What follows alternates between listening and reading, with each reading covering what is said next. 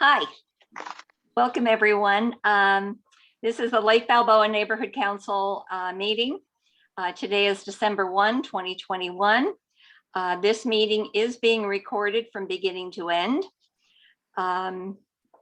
We have, because of COVID, we are virtual.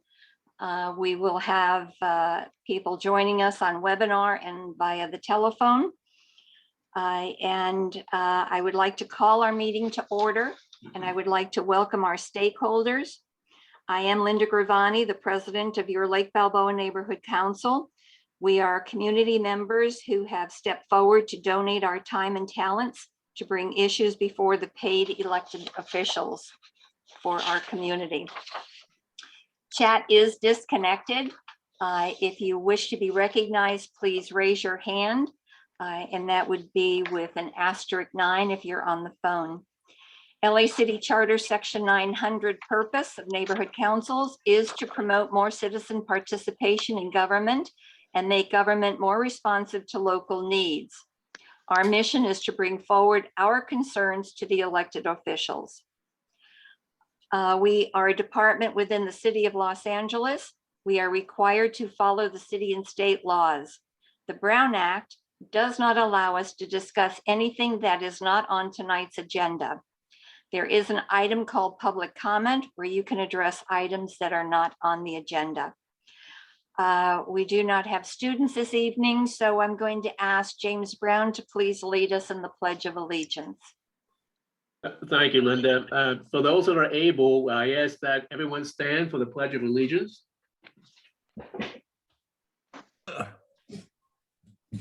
Ready? Begin. I pledge allegiance to the flag the flag of of the the United States of America, and to the the republic republic for which it stands, one nation, under God, indivisible, with liberty and justice for all. Thank you. I just realized my pictures is Thank you reversed. very much. My Number picture- 3, we're going to poll board members for completion of mandatory training. I don't believe Mary Penniman is here with us this evening. Alan Nelson, are you here? He is not here either. Okay. Number 4, I am in receipt of the resignation notification from Annie Hanlon, which is effective 11/28/2021.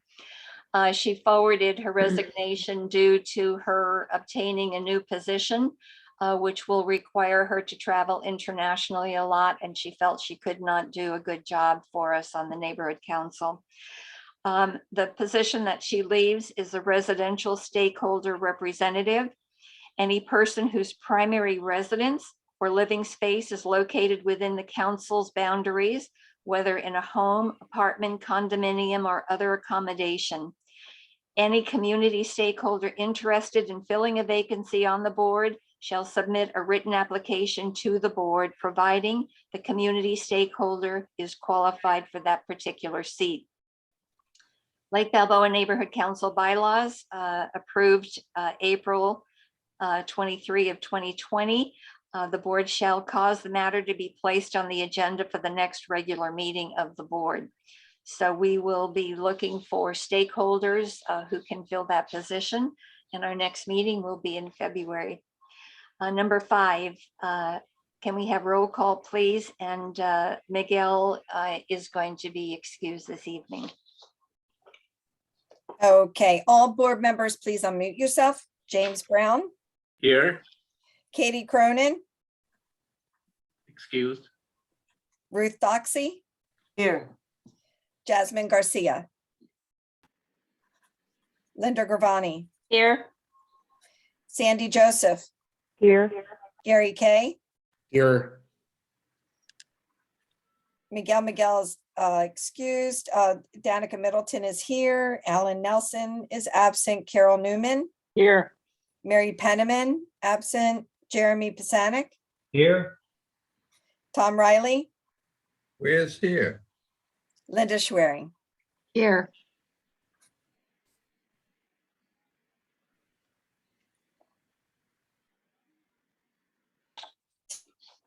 10 present.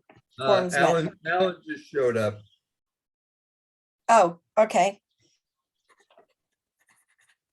Secretary will note that Alan joined the meeting at 7:05. Thank you very much.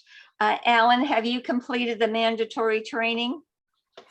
Not all of it.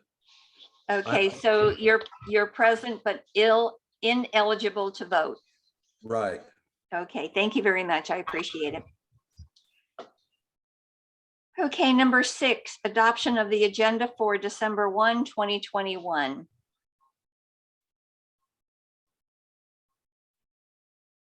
I move we adopt the agenda for today's meeting. I'll second it. Okay, Linda Schwerin made the motion, Tom Riley seconded. Any discussion on the agenda? Perfect. Can we have a vote, please? Or James Brown, Yes. Ruth Doxey, Yes. Linda Gravani, Yes. Sandy Joseph, Yes. Gary Kay, Yes. Danica Middleton. Oh, yes.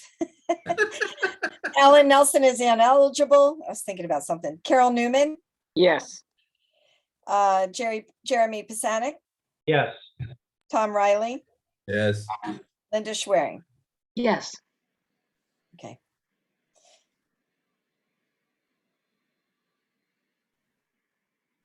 Ten yeses, 0 nos, 1 ineligible. Motion passes. Thank you very much.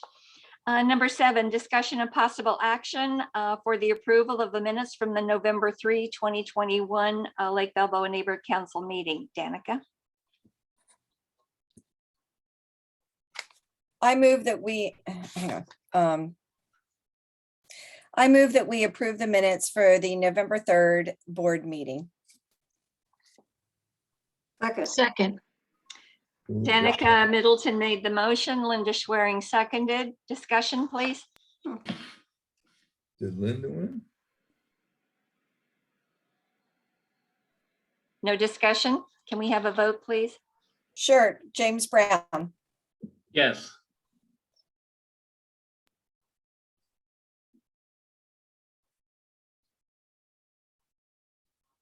Ruth, Abstain. Okay. You never called my name.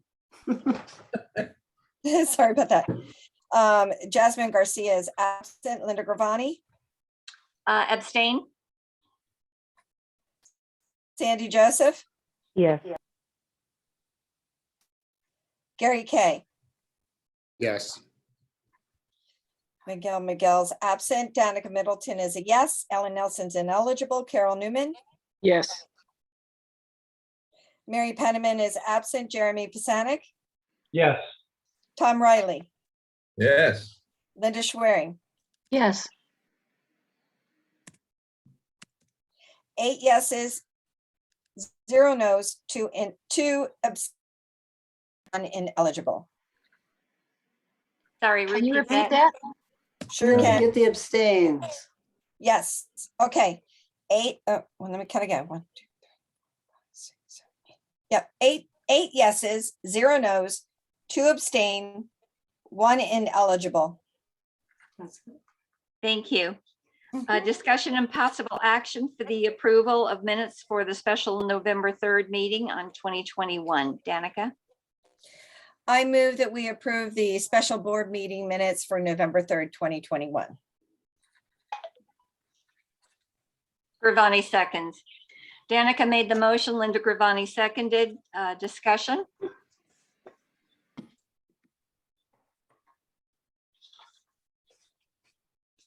No further discussion?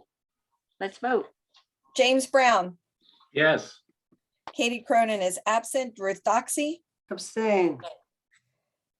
Jasmine Garcia is absent. Linda Gravani, Yes. Sandy Joseph, Yes. Gary Kay, Yes. Miguel absent. Danica Middleton is a yes. Alan Nelson is ineligible. Carol Newman, Yes. Mary Penniman is absent. Jeremy Pisanik, Yes. Tom Riley, Yes. Linda Schwerin. Yes. 9 yeses, 0 nos, 1 abstain, and 1 ineligible. Motion passes.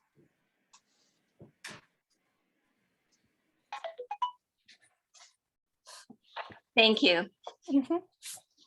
Okay, number 9 would be announcements, but I see that we have our guest speaker here, Adrin Nazarian. So I'm going to, with everyone's approval, go to our guest speaker, which is item number 10. Does anyone have any issue with that? No, Okay, perfect. No, So number 10, our guest speaker this evening is California Assembly Member Adrin Nazarian, representing the 46th District. The Assembly member has been Chief of Staff for Paul Krikorian, who's on our City Council, and served as an aide to Brad Sherman, and has been a great friend to Lake Balboa Neighborhood Council. Prior to COVID-19, he hosted the high school chess tournament, to which Lake Balboa Neighborhood Council added our grade school tournament. And that led us to purchasing chess tables and installing them at Lake Balboa and at Louise Park. So we really appreciate that you're joining us this evening and giving us an update. And before you actually do that, I just want to tell you, your staff has always been very supportive of us whenever we've called, whenever we've had anything to do with your entire staff. Emma has done an outstanding job, and now Sophia is filling her shoes, and we so appreciate her as well. So thank you very much for such a great team. Wow, thank you so much. Thank you for the wonderful words and all the clapping as well. I very much appreciate that. As a former staffer, you can imagine that I actually value having a good team very much. In fact, if I'm really successful, all I probably need to do is surround myself with very hardworking, smart, intelligent people, and then just try to answer questions in a way where I don't get myself into trouble. But all jokes aside, I do appreciate that. But by recognizing my team, that's the best compliment you can give me. Thank you. I really appreciate that. And I know Sophia does great work, and she's going to speak in a little bit as well about, she's probably going to fill in the gaps of where I leave off on some things. So first of all, thank you so much for having me. It's so wonderful to see all of you and to see that you guys are still very actively engaged and that you keep on pushing ahead on the wonderful work that you do in representing your community and playing that advisory role to elected offices that's so necessary for us to be made aware of issues in your community. So thank you. And thank you for always being wonderful partners as well. I've very much enjoyed my relationship working with the neighborhood council and with individual members as well, whether it's been on the chess tournaments, in parks, as you said, dedicating your chess seating locations, or even having the coffee at your homes. I remember James Brown opened up his home once for me some years back. So I very much appreciate all of that you've done for me as well. So let me start by saying that, every year I feel like I say the same thing, and it's very trite, but it just seems like one year gets more interesting than the previous year. So we've been dealing with the pandemic for obviously the last year and a half in the middle of everything else that's going on. So whether it's the result of the healthcare related crisis, whether it's the economic fallout from the healthcare crisis, whether it's the assistance coming from the economic fallout, assistance with job loss, assistance with nutritional loss or food insecurity, elder care and services, and state of mental health, which has been extremely fragile, while on top of this, dealing with the ongoing fires, ongoing homelessness crisis that we've been dealing with, as well as just a extremely skyrocketing valuation of homes that is not allowing new home buyers to be able to get into the new market, and also creating some kind of somewhat of a precarious situation for those that do own homes, not knowing exactly what to do whether to sell, whether to stay put, or various insecurities that the market conditions has brought about. So it's been extremely challenging working to try to plug all these different holes, because it seems like it's just whack-a-mole. You stick your finger in one place and another hole opens up someplace else. And so you're just constantly trying to, you utilize all your fingers, and then you realize you lose out fingers in trying to plug all the holes in the dam. And I'm mixing metaphors here, using whack-a-mole as well as dams, but you get the general idea. So I'll just very quickly tell you some of the things that I've really cared to work in the spaces that I've worked in have had to do with aging and long-term care, as the chair of the Assembly's Aging and Long-Term Care Committee. Infrastructure, because one of the reasons I ran for office, and I firmly believe this from my 14 years of being a staffer as well, if we don't take care of the ailing infrastructure of LA, it is going to be an unsustainable place to live. And to me, the highlight of infrastructure is water and transportation. But I've also done quite a bit of work on the seismic front as part of infrastructure, because we need, just given the geological makeup of where we live, we need to make a great deal of investments for both our single family homes as well as our businesses and commercial properties. You want to make sure that people are protected in the homes that they live in so that we minimize injury or death.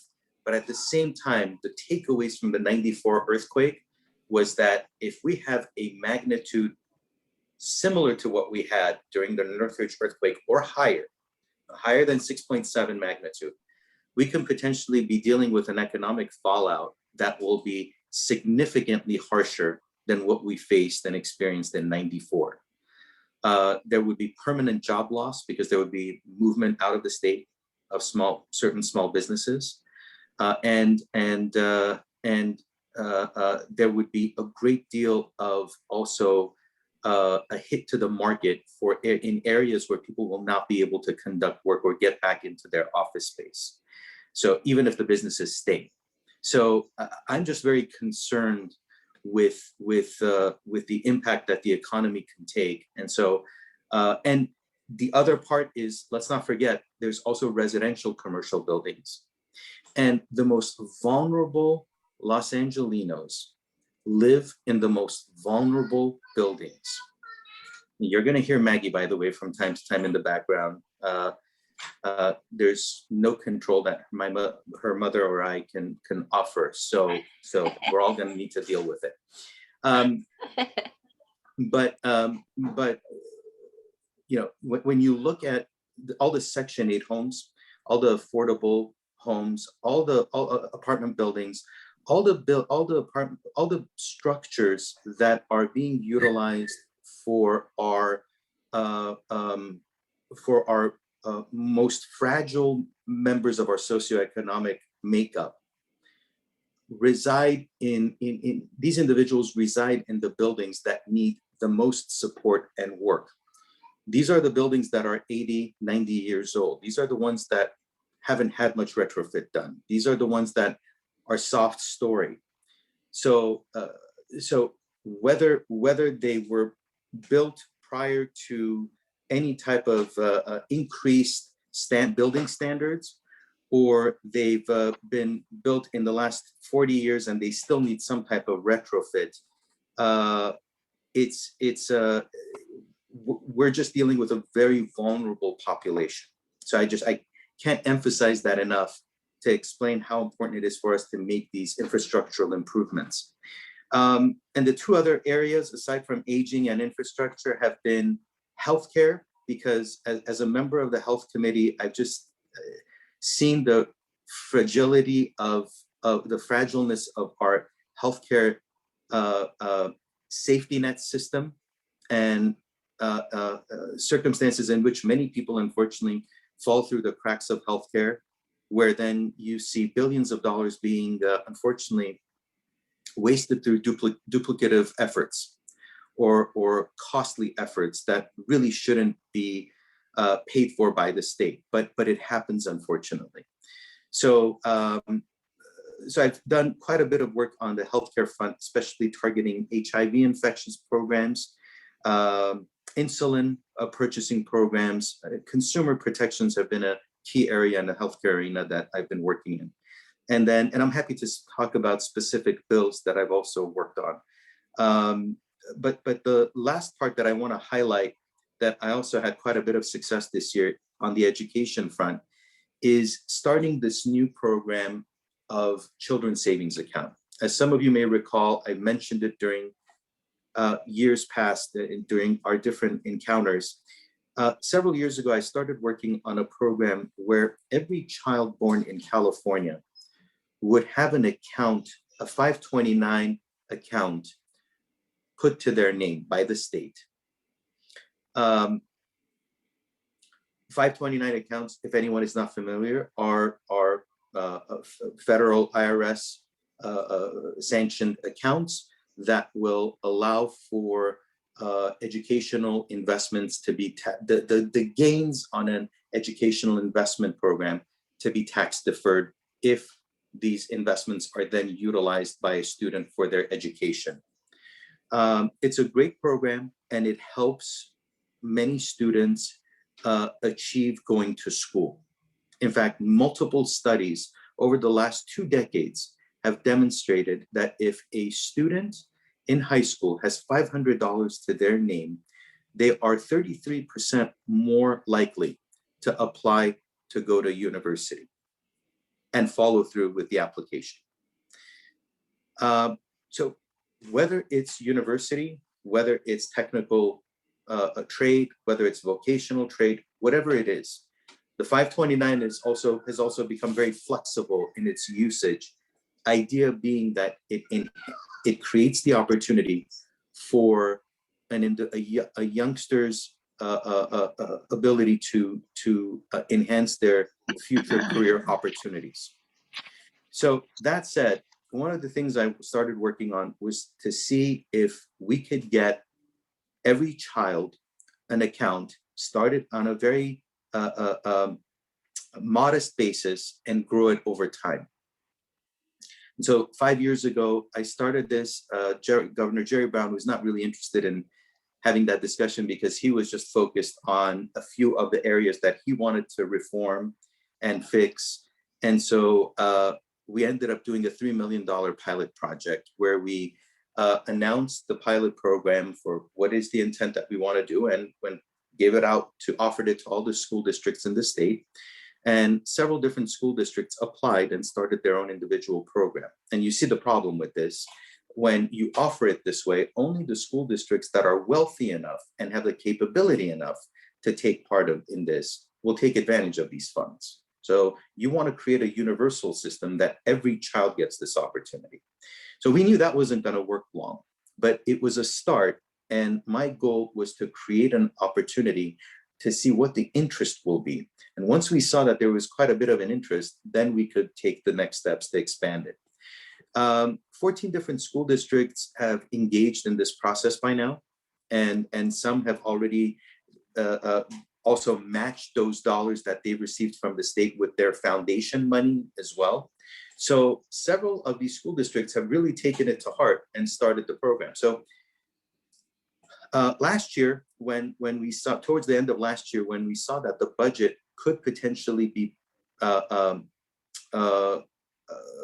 better than what we anticipated to be with the economic fallout, I started speaking with the governor to see if he would want to make a one-time major investment in this program. Because what we had worked on previously was to start a program where every child born in California would receive a $25 account.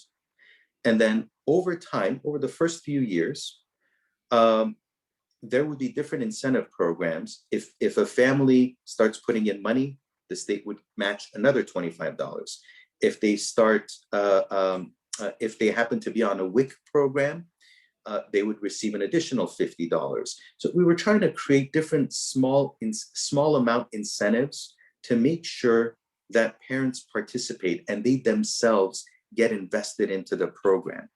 So that way we increase enrollment as well as the saving mindset among parents for their children's future college careers or educational enhancement careers. So when he first took office, he liked this idea very much. He invested 50 million into this program. So that's how we were able to put together this $25 per child account. This year, when I approached him and I asked him if we can make a major investment, since I don't know when we'll have the opportunity to make such a major investment, he put in $180 million ongoing into this program and a $2 billion one-time investment, so that the $2 billion will be utilized for every child that is currently in school to have a $500 account, everyone from pre-K to 12th grade. Kindergarten to 12th grade will get $500. And then on an ongoing basis, 180 million will go towards every child's initial setup of $25. And then by first grade, $500 will be added if that child if the child's family qualifies under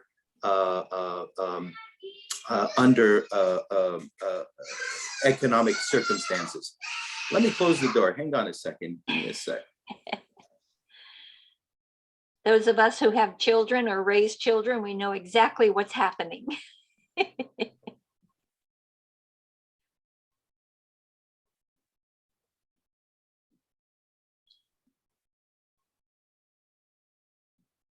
All right. We're going to That's not take even- $5 away from her account. That's not even bad, by the way. That's actually good so far. So anyway, I don't want to talk a minute a mile, but this is obviously, this is a program where right now it's not getting enough attention, but this is going to be something that in 15 years time, you're going to see a whole generation of children having, quite a bit of a push behind their names to be able to pursue college careers. And part of the reason why I wanted to work on this was we keep talking about equity, but we come up with programs that aren't really sustainable or are short-lived or really are imbalanced and make certain groups very well off and not everybody else as well off. And I wanted to establish a program. I wanted us collectively to work on establishing a program that was going to be universal, and it was going to not go to a specific entity to disperse or a specific contractor to work with.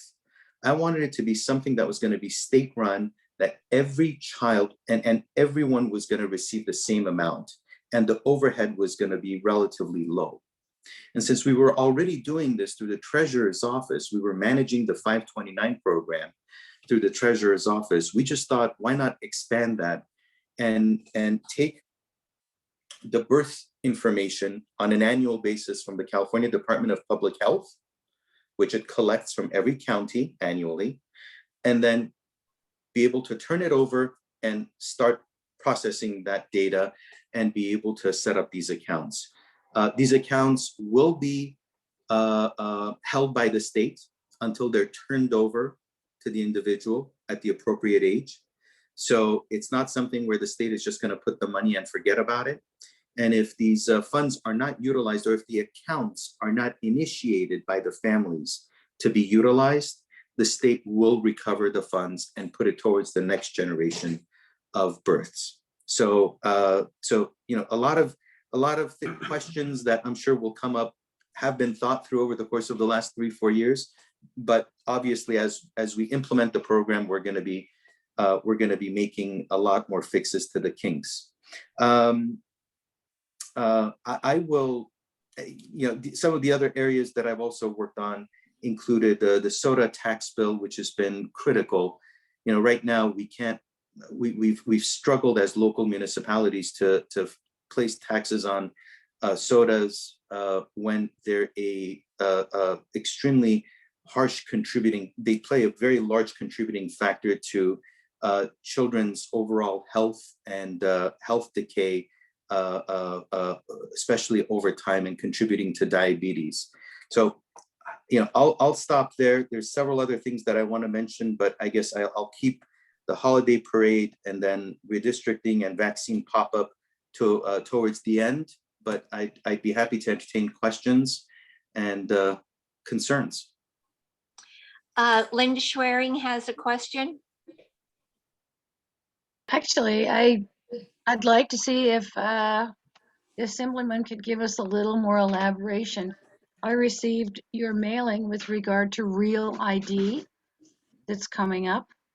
And if you might give us just a moment to elaborate on what the benefit would be overall to folks to get a Real ID. Good question. Just so you also know, Real ID was supposed to take effect this year, this last October.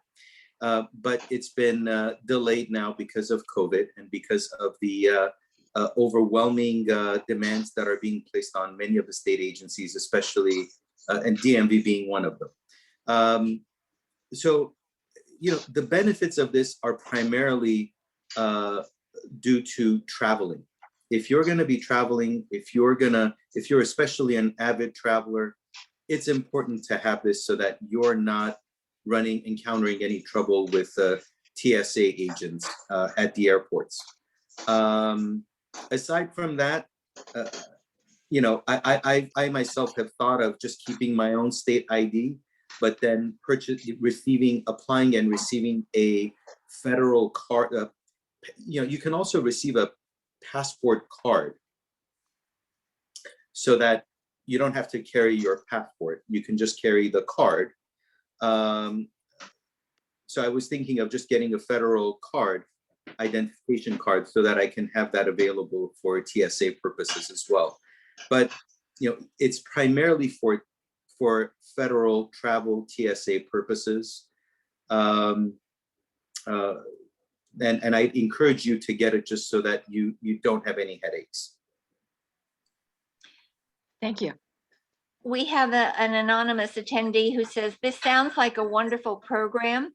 Is it for all students or more specifically geared towards those enrolled in public school systems?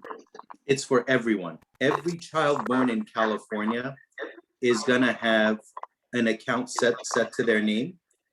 There's gonna be a very modest initial investment to their name.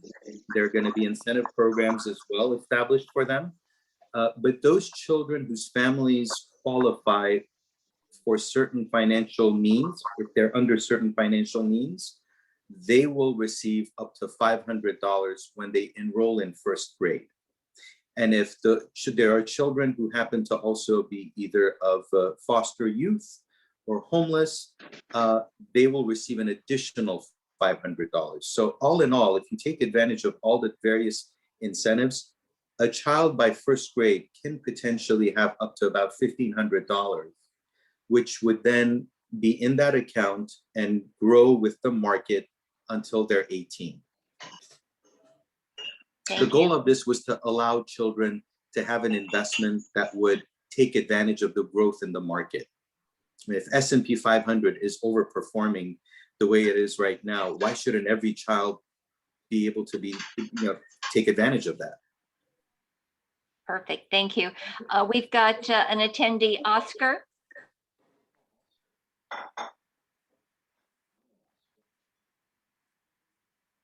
Go ahead, Oscar.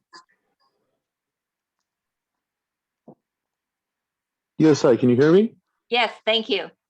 Yes, hi. Yeah, I think that's a very, very good idea about the, I think you said it was a savings account, the 529. However, Yes. is that gonna raise taxes at all? Because I know in LAUSD alone, there's over 700,000 kids. So if you open up an account for each and every one of them, I mean, are taxes gonna have to be raised, or is this something that the parents are gonna start up and then the state matches them? Good question. Thank you. So this is going to be based on roughly there are about 450,000 childbirths a year in California, which, by the way, has dropped. At the highest peak, we were roughly at about 650,000 childbirths a year in our state. So we're just a little under about 500,000 right now. And yes, it potentially can be costly. I mean, if we If we really wanted to make a rich investment of, let's say, $1,000 a child, obviously it would have been extremely expensive. So we did a very modest amount of $25, and which would just encourage and entice parents and family members and loved ones or guardians to start engaging and initiating the account, and them also putting something in. So this is the idea behind this, is also investing in putting a savings for children.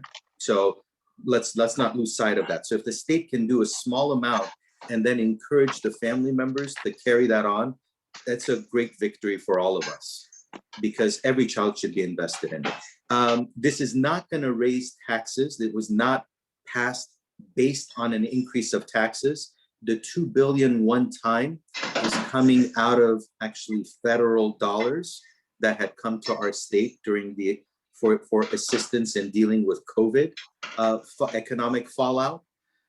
We received almost $30 billion from the federal government. And so 2 billion of that, roughly 2 billion of that, went into this program so that it's utilized towards a future investment.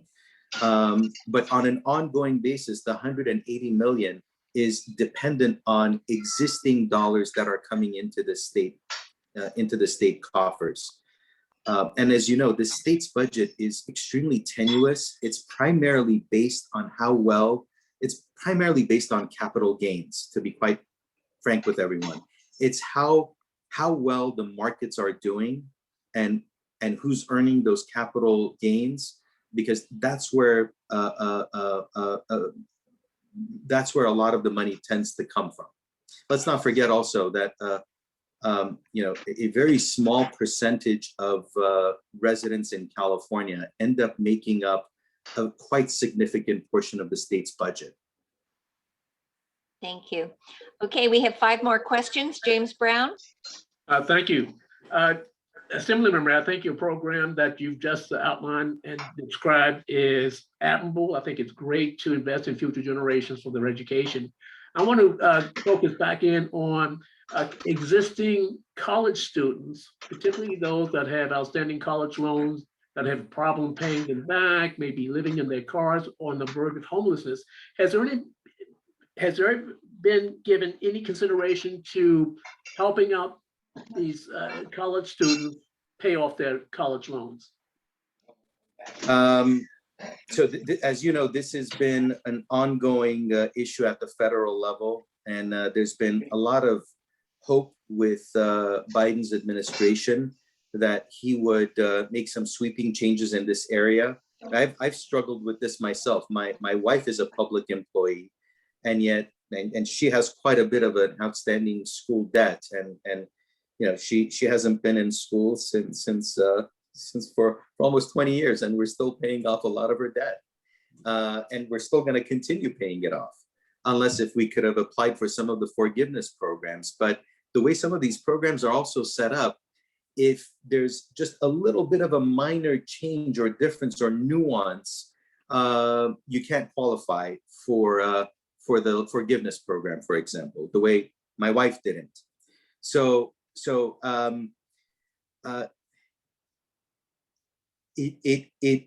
speaking of costs, if we were to do something at the state level to try to address or any type of a forgiveness for student loans or current debt, that's a cost that we wouldn't be able to really dig into. And when you look at the trillions of dollars nationally of college loan debt that there is, it's pretty significant. So this is something that the federal government is going to need to address, because only they have the coffers to really deal with the size of the debt that we're dealing with. Thank you. Jeremy? Thank you.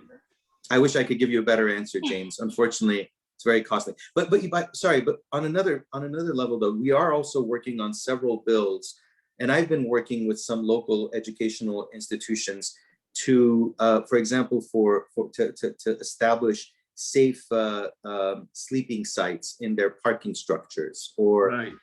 so there have been some efforts at least to try to immediately address some of the more vulnerable student populations in schools if there isn't a way that we can get them shelter right away. Thank you. Jeremy? Thank you, Assembly Member. I just wanted to have just a quick question regarding that program. Does that include homeschooled kids? It would, again, it's universal. It is. So Okay. it would include, and because it's not looking at your K through 12 standing. It's looking at when you're 18 and you're applying to college, or you want to go to vocational school, or if you want to go to a technical trade, or whatever other educational program that's qualified under the IRS's 529 plan guidelines. Got it. So long as you qualify for that, it'll apply to any of that, regardless of what you've done K through 12. Great. Thank you so much. Thank you. Ruth Doxey? Hello, thank you so much for coming this evening. It's a 529 program. I wanted to know if there's protections that safeguard it from the family ever accessing the funds to use for something else. You can't. The minute you use it for something else, you're penalized. I mean, that's the existing structure of the 529 plan as well. I mean, look, the reality is, for example, I've established 529 accounts for my kids years ago. And I did that because I never wanted to tell my children that they're going to have to go to college. What I wanted to do was build up enough of a nest egg in their 529 plan so that every quarter when I get a statement, I just show them the statement and I say, by the way, this is for your college. I'm not telling them or forcing them to do anything. I'm just saying this is for your college. So when they look at those numbers and they say, oh, wow, that's all for me. You know, that's without saying it, I'm basically already starting the encouraging process. So part of it is also that, where you want families to see these small nest eggs to grow. You want the children to get these statements and hold on to them, or you know, be motivated to see more the investment grow over time. Sure. Thank you. Thank you. Danica? Thank you, Assembly Member, for explaining all this to us. I've got actually a two-part question. The first one is it grandfathered in, or will it be children born in California from this year on? And then my second question is, what if the family moves out of state? Do they then just forfeit the funds? Good question. So we don't want anyone to necessarily forfeit, but we're going to have to see how the costs play out. So that's a very good question, and it's something that we've thought about. We might, if the family initiates the account, what we might end up doing is at least allowing them to transfer it over to the state they move into, because technically every state needs to have a 529 plan in conformity to the federal guidelines. So, you know, I believe every state does have a 529 program at this point. So the goal is to not penalize, but find ways to continue the opportunity. Let's also just be mindful. Believe it or not, right now in California, only 4% of children have a 529 account. 4%.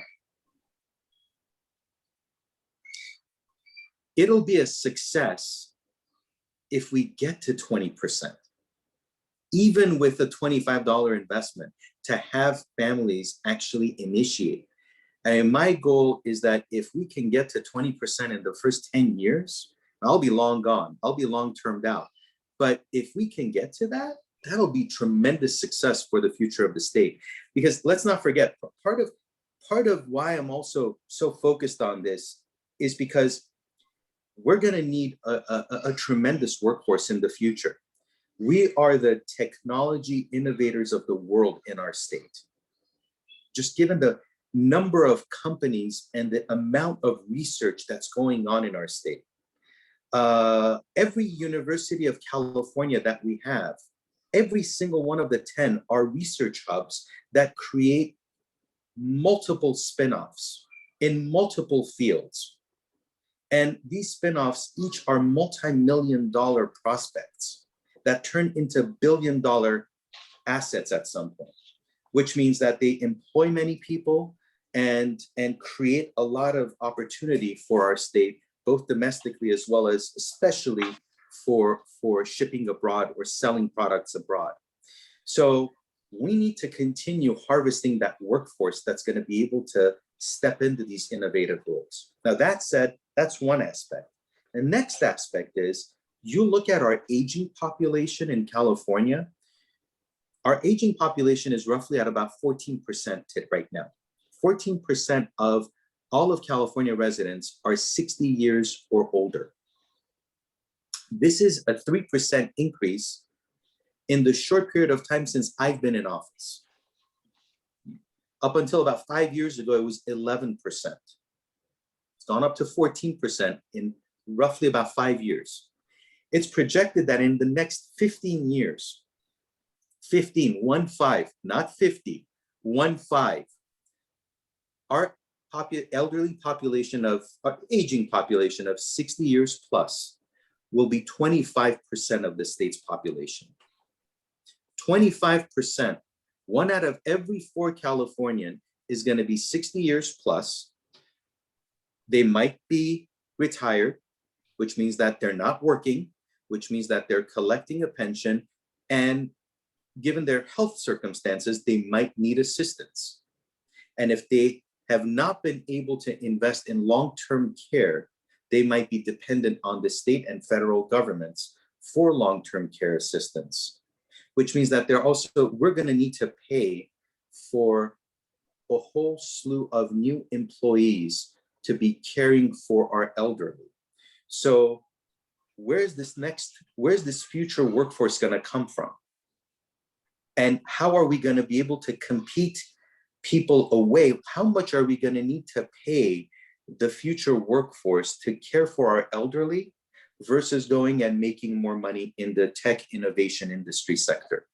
So these are just things that obviously concern me quite a bit, and I'm trying to come up with ways of how do we make the appropriate investments now with as little money as possible, because I know this sounds ridiculous when I say $2 billion is a very small investment so that we get the best bang for the buck. But when you're talking about generations of kids in the future that are going to benefit from this, it's a very modicum of an investment to be doing to make sure that we're motivating our future generations to think about college seriously or some kind of a career enhancing educational program. Thank you. Tom Riley? Yes. I want you to know that you're one of my favorite legislators.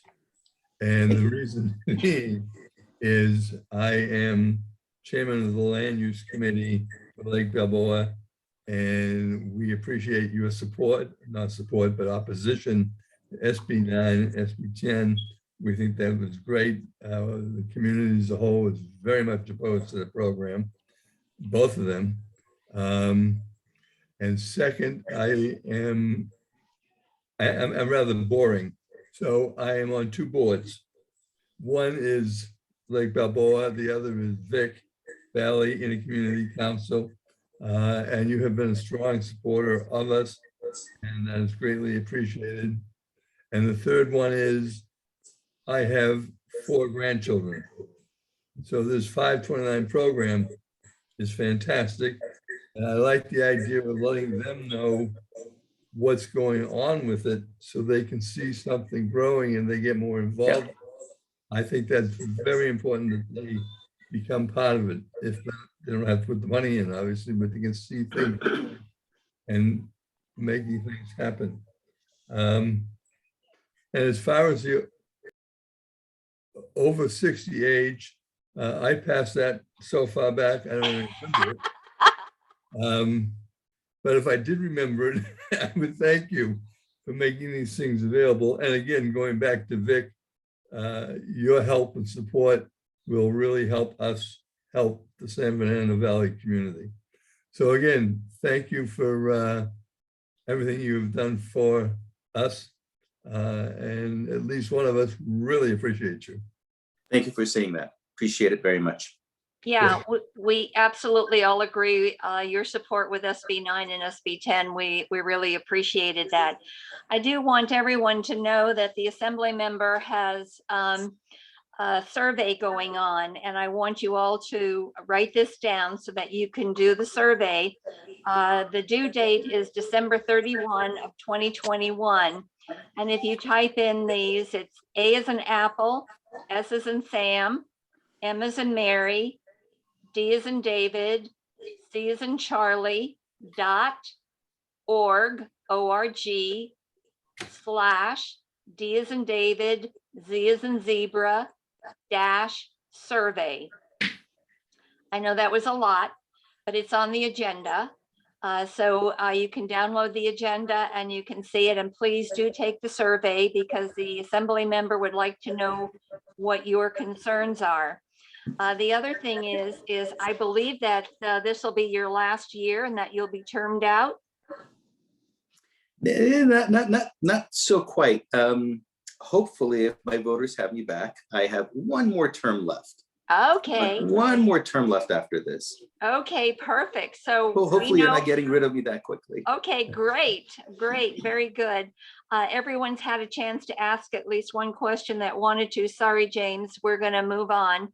But we really do appreciate your coming and speaking to us, and continue to do a great job because we appreciate it. Thank you. Thank you. I will just leave you with, thank you. Sorry, I would just leave you with one thing. I think, I don't know if Sophia is going to stay on, but I wanted her to just briefly mention the vaccine pop-up that we are partnering up with CD6 to provide. So if Linda, you Oh will yeah, allow me to take a Sophia, couple of minutes. yeah, Sophia, come on. Yeah, thank you so much. And thank you, Linda, for bringing up the survey. You have my talking points down. Yes, and thank you, Assemblymember, for bringing that up as well. The Council President's Office and I are extremely excited that we are going to be doing a vaccine pop-up in Lake Balboa on the Orange Line. It's the 6338 Balboa Boulevard. Linda, I'll send you the flyer when it's finalized and more information to send around. But we're going to be having a vaccine pop-up on December 17th from 2 to 6 p.m. You'll be able to sign up on California My Turn to register if you want to sign up for a 2-shot, if you want to get your booster, if you want to just get testing as well. Anybody that's the first 200 people there that get a vaccination will get a little kind of a coupon that they'll be able to get some food at our food truck that we're going to be having there. But we're really excited, and we're trying to get, especially with the vaccine mandate for LAUSD students, we're really trying to push to get as many young students out there as possible. So if you would like any more information, my email's in the agenda, and Linda, I will send you more information with flyers and such as we get closer. Perfect. Thank you very much. Appreciate it. Okay, you're free to play with your family. Bye. Okay, we'll go back to number 9 now, announcement. I don't see, do we have someone from LAPD? I don't believe so. Next, I don't think there's anyone here from the mayor's office. Yes, Sandy? Unmute yourself, Sandy, and let me know. No, there's not. Okay, thank you. So who's next? Councilman Martinez's office. Deanna Para? Yes, so sorry. One moment. Hello, everyone. Hi. So as Sophia mentioned, we do have that lovely vaccine pop-up to look forward to on the 17th, but of course, this is the season of events, especially for our office. So coming up on the 4th, I have a cleanup planned for Balboa and Roscoe that I had briefly mentioned last meeting. So if anyone would like to come out and help, especially clean that wall that loves to trap debris on the western side of Balboa, feel free to meet us. We'll be there at Balboa and Strathern at 9 a.m. So we'll have some coffee and donuts courtesy of Blackheart Coffee. And yeah, we had some lunch with Tom today. But yep, that's finalized. We're looking forward to that. Our office is also putting on the Gift of Reading event, which will be happening on the 11th. So we will be having a lot of like school children coming out, getting some school materials and supplies, and make it a bit of a family-friendly event. Did you have a question, Oscar? Yes, I'm very sorry to interrupt you. When was that cleanup? On the 4th, this Saturday. I'm sorry, when? Where? On December 4th, this Saturday at 9 a.m. Ah, okay, perfect. Thank you so much. And I'm sorry for interrupting you. No, it's okay. I can always see about distributing a flyer for this group. I know I had done some mailers. Some of you may have received it if you live around that area. So definitely want to get that information over to you. Wonderful, thank you. No problem. On top of that, our office is having a food drive on the 13th. So if anyone would like to volunteer or be a part of that, I'll definitely be reaching out, but feel free to send me an email as well so we can coordinate that. Anyway, thank you everyone for your feedback on finalizing our district maps. It's still in the process. It looks like there was a technical error. Today was supposed to be the final hearing on council voting on redistricting, but it looks like there was a technical error and this will have to be pushed for some time. It looks like next week. That had to do with some neighborhood in downtown LA. Tom, did you have your? I'll just 1 second before you go any further. Please. What actually changed on the redistricting? Nothing. So nothing that had to do with our community. I guess that they had posted an inaccurate map. From what I understand, they had posted a map that had one block in Los Angeles that was not accurate to what was previously listed. So there's some type of rule that requires the new map, which is going to be officially voted on, to be listed for 3 whole days. So I guess due to that, next week, there will be the final hearing. Ruth, did you have your hand up? Yes, that gift of reading on December 11th. Where is that happening? And I didn't really get any details on that. Definitely. I can send out flyers. I know I'm throwing so much information at you. We always have our events in December. I can send out a flyer on that, but that will be at the Van Nuys City Hall. Oh, okay. Thank you. No problem. And I can make sure that I send information out about all of these. And I'm still collaborating with Sophia to make a flyer for December 17th for that vaccination event. Perfect. Thank you very much. Okay, next. Sandy, do you know who's next? I'm sorry. Somebody actually has their hand up in the attendees. Yeah, that's one of our speakers. So okay. I'm just looking for who you actually have next. Okay, the next one is Tammy Ramirez from Scott Schmerelson's office. Give me a moment. I don't know why the screen is sharing. Give me a second.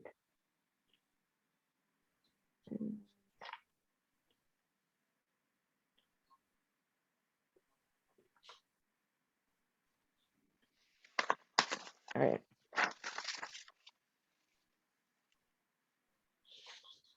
Tammy, are you here?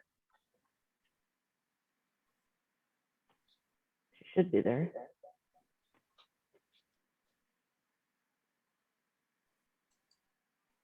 Still in attendees. Tammy? There she is. Thank you.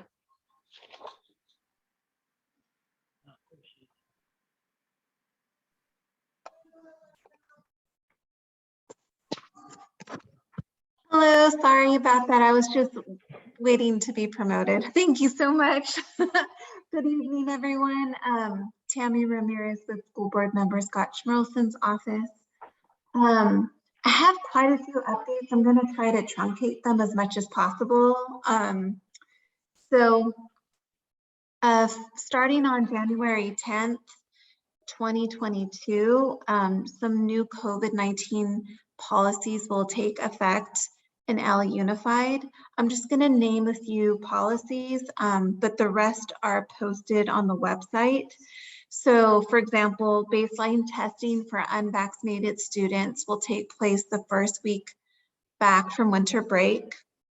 Weekly COVID-19 testing will only be required for unvaccinated individuals. This includes students aged 12 and older who are conditionally admitted or medically exempt from vaccination. Outdoor masking will only be required for schools where fewer than 85% of students on campus are fully vaccinated. Indoor masking will continue to be required for all individuals at all schools, regardless of vaccination status.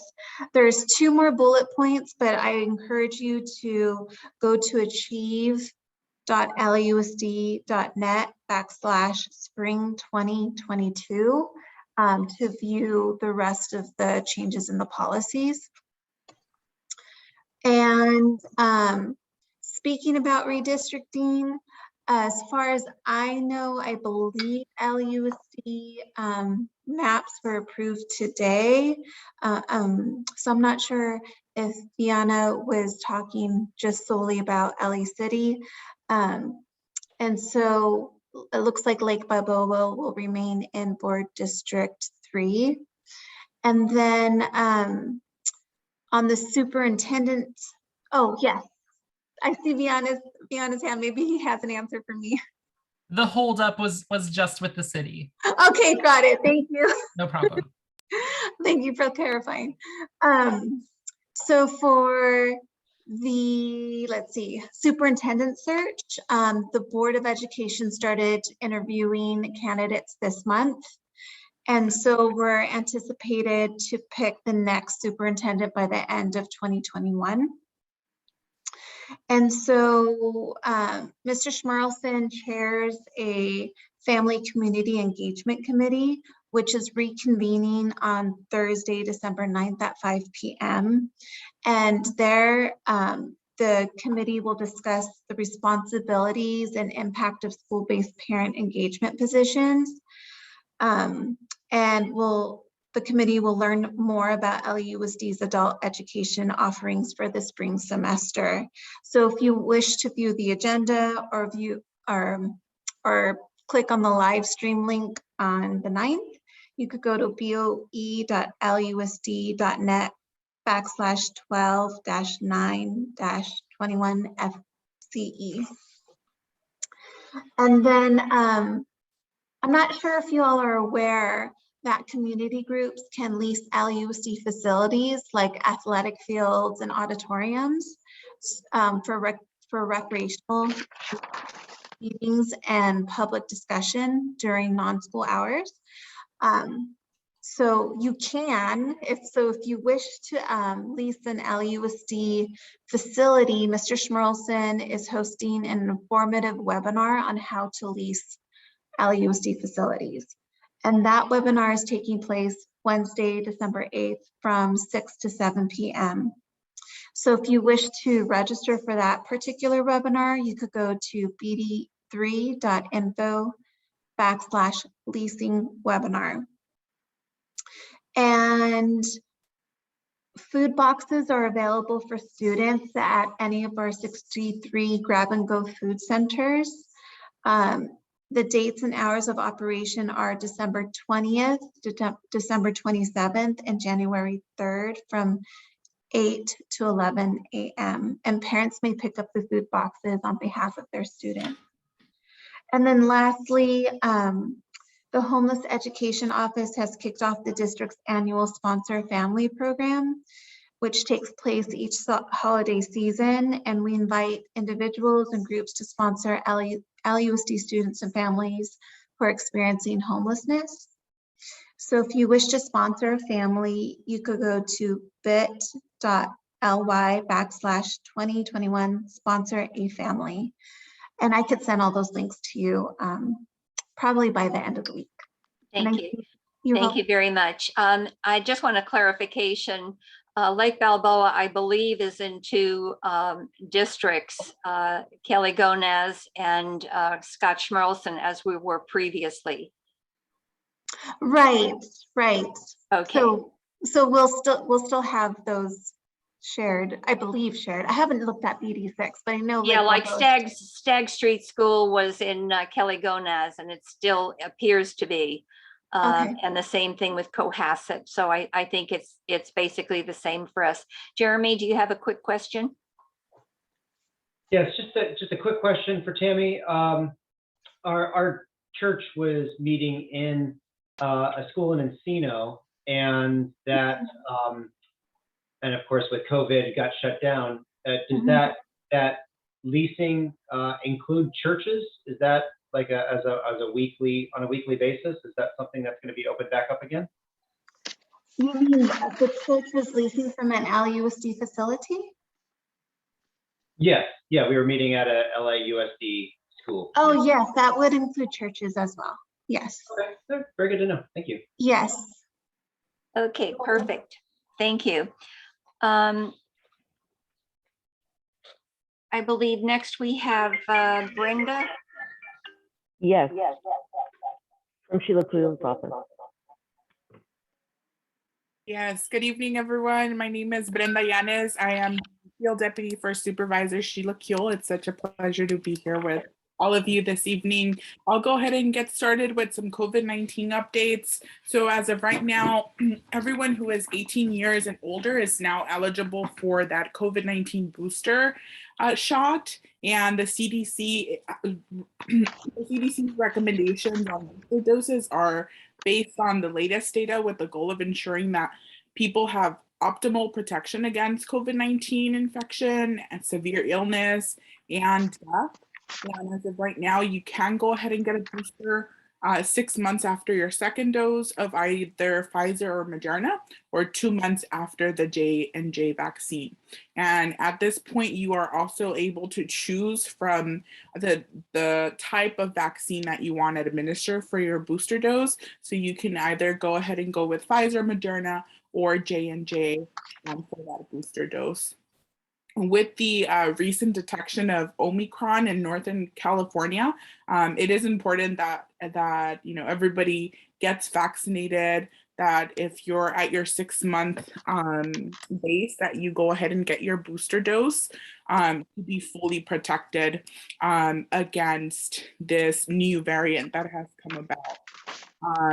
At this moment, our office is hosting a lot of vaccine clinics in partnership with a lot of our partner elected official offices and other nonprofit organizations in the communities to ensure that everybody is vaccinated. We are going to be having a couple of events coming up on Friday, December 3rd. We are having an event at Pacoima Charter Elementary from 3 p.m. to 6 p.m. We're also having another vaccine clinic in Pacoima at Fenton Primary Center on Saturday, December 4th from 9 a.m. to 1 p.m. Another event out at Pacoima City Hall with several nonprofit organizations and elected official offices, Saturday, December 4th and December 18th from 10 a.m. to 1 p.m. And we will also be having another vaccine clinic at the NoHo Red Line and Orange Line station on Saturday, December 11th from 9 a.m. to 1 p.m. So all of you are welcome to join us if you are looking to get your booster first or second dose. Feel free to come on by and we'll be more than happy to assist you. I will be sending out all of those flyers tomorrow morning.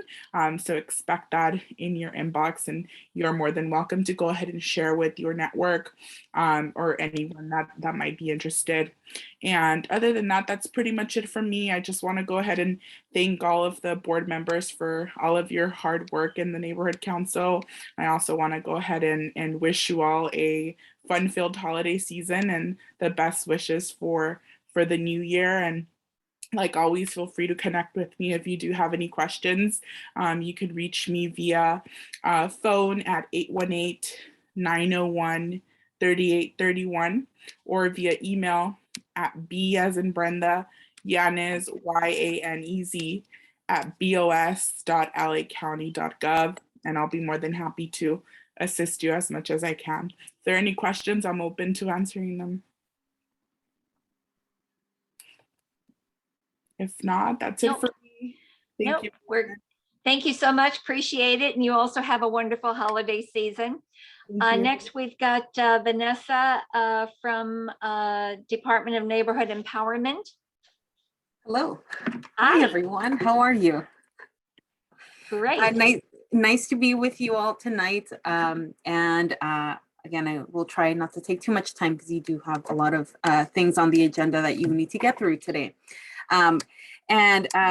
I'll give you a couple of updates. I think the most important one that you should be aware of is the extension of deadlines to trainings, to two trainings specifically. First off, the Planning 101 training, which is a training that is for all of your Planning and Land Use Committee members.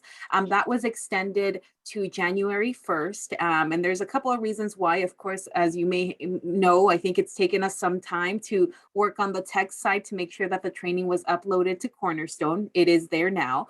And then we actually have very our staff on the admin division is very low right now. So I think it's 2 or 4 staff that have been trying to work on getting all 99 neighborhood council planning and land use state accounts going, but not only for board members who already had it, but a lot of stakeholders who serve on these committees. So working with other departments on creating those accounts, making sure that they're sent out. So we didn't get a chance to fully update every roster until I think it was the 19th of November. So that was going to give just a couple of weeks for everyone to complete it. So the deadline was extended to January 1st so that those stakeholders can log in, or board members who serve on the committee can still log in and complete that. If they didn't receive that email, they should look in their spam folder. Sometimes the subject line is always welcome to the neighborhood council system. That's what you should look for, but it does sometimes go directly into your spam folder. So advise your committee members to look on there first, or contact us if any trouble, if they log themselves off, if they can't. Sometimes trying to reset your password takes forever. So if you encounter any issues like that, let us know, and then we can try to figure out the tech side with ITA on what's going on with that. The next training deadline was also a deadline was set for the ABLE training, which is the anti-bias training that's required of all neighborhood council leaders. That deadline is January 1st. You will access it. Board members can access that through Cornerstone using your same login information.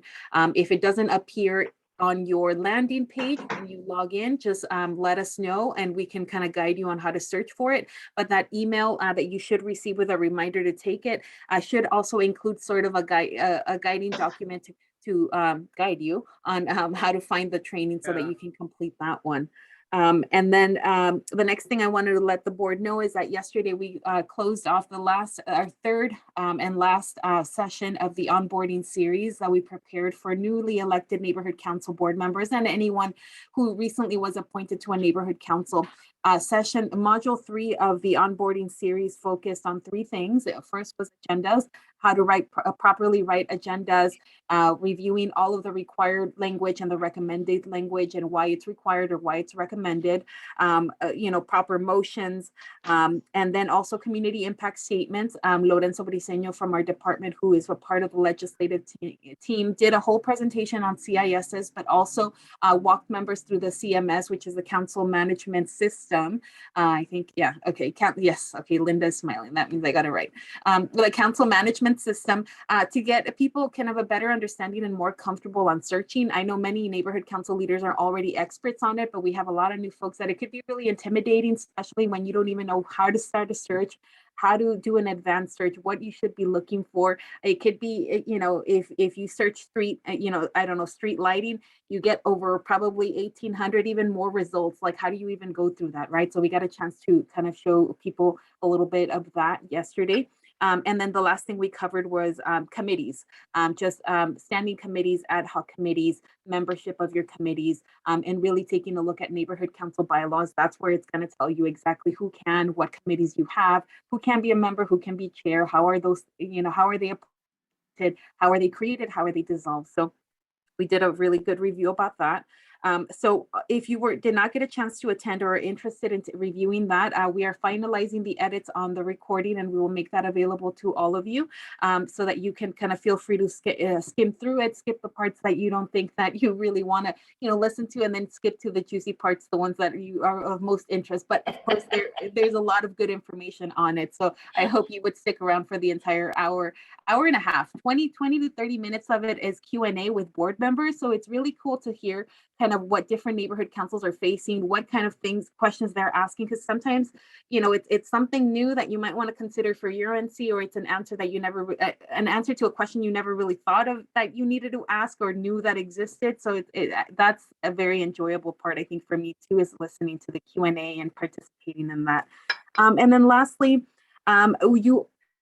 you're on top of this, but I just want to let you know. So a couple months ago, maybe almost a year ago, I think the department asked every neighborhood council to appoint a grievance panelist to serve on the regional grievance panel. Lake Balboa did appoint, you appointed Carol Newman as your grievance panelist. And I'm not sure if you've had a chance to serve just yet. I haven't listened into all of the grievance you have. Okay, good. And you're still, and your thumbs up, it's still, okay, good. All right, so all right. Well, I just wanted to let you know that we are reaching out to neighborhood councils. You have appointed, but I want to make sure that you know too, not every neighborhood council has appointed a panelist, and we are reaching out to those who haven't to ask that they appoint someone, because I think in the early January or February, the Office of the City Attorney is going to conduct a training for all grievance panelists, just to kind of give you more information about your role, and what it really does entail. It is a lot of work, additional time outside of your schedule, outside of your neighborhood council duties. So thank you so much, Carol, for the service you've been providing to this panel, and all the neighborhood councils that have, all the panels that you have served to support neighborhood councils or stakeholders who are filing the grievances, right? To make sure that their voices are heard, and go through the process. So thank you for appointing your panelists very early. I think you must have been one of the very first ones, I think, to probably get on it and get us a name. So always appreciate that and the support. But those are the three main things I wanted to touch on. I'm happy to take any questions on any additional topics that you'd like for me to cover. We do have two hands raised. Gary Kay. Thank you. Vanessa, I could be mistaken, but I believe on the monthly profile that comes out from Entirely, that came out tonight around 6:30, it looks like a section was dropped off of it. I know you said that the Planning 101 deadline has been extended to January 1st, but there used to be a section that would list plum members that other neighborhood councils have listed theirs. Ours was still blank, but was that intentionally taken off? I don't believe it's on this current monthly profile. Do you mean a list of the board members? I think I might have broken a list of the plum members. Oh, the plum members. Let me check on that. It could have dropped off just based on something that something we might have forgotten to click on or something. But let me check because we do have your roster. Tom has worked with me to get the roster, make sure it's updated. But I'll double check. Thank you. Danica? Vanessa, I received the email for the anti-bias, but was there an email that went out for the land use? With a reminder about the extension or on how to log in? For the, when you go to Cornerstone, what's the name of the training that I need to take? You're going to be looking for Planning 101 for neighborhood council leaders, but I can send you a direct email. I think there was an email for planning, but you're a board member, so you might, it should have already popped up on your landing page. But if it didn't, let me send you an email tonight with what you should be looking for. Feel free to circulate that email to anyone else who may need it. Thank you. Alan Nelson?